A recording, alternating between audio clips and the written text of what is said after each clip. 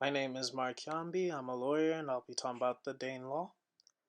The story begins with the raid of the monastery on St. Cuthbert on the 8th of June 793 AD in Lindisfarne. This was the beginning of a 300-year stay for the Vikings.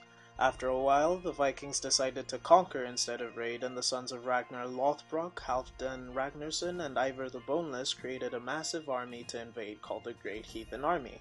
The Great Heathen Army invaded in 865 AD, and at the time there were four kingdoms in England: Mercia, Wessex, Northumbria, and East Anglia. And by the mid-1870s, all but Wessex had fallen to the Norsemen. In 878 AD, King Alfred of Wessex won against Guthrum, leader of the Norsemen, at the Battle of Edington, which led to a peace agreement called the Treaty of Wedmore.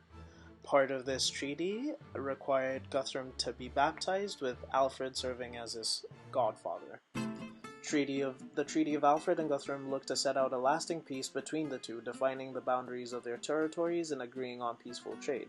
Viking laws and customs now held sway in a territory that spanned from London in the south through the Midlands and up to the north of the country. The area would later be known as Danelaw, deriving from Old English Danelaw. While the Vikings did not fully settle in these territories, there were 5 towns which became important to following Viking customs: Derby, Leicester, Lincoln, Nottingham, and Stamford. These became known as the 5 boroughs, with individual jarls ruling over them and an elite jarl ruling over them from York. For the next 80 years, the Vikings and Anglo-Saxons lived side by side in England peacefully.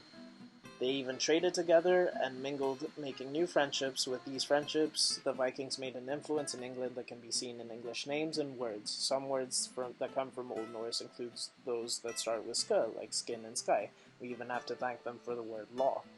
After a while, more conflicts arose, and eventually the eldest daughter of King Alfred, Ethelfled, fought the Vikings and won. The 5 boroughs eventually fell in 945, and the Vikings were driven out of the area, officially marking the end of Danelaw. Danelaw was important in establishing civilian peace in warring territories, and it established the general approach when deciding how much is owed to someone who has been wronged.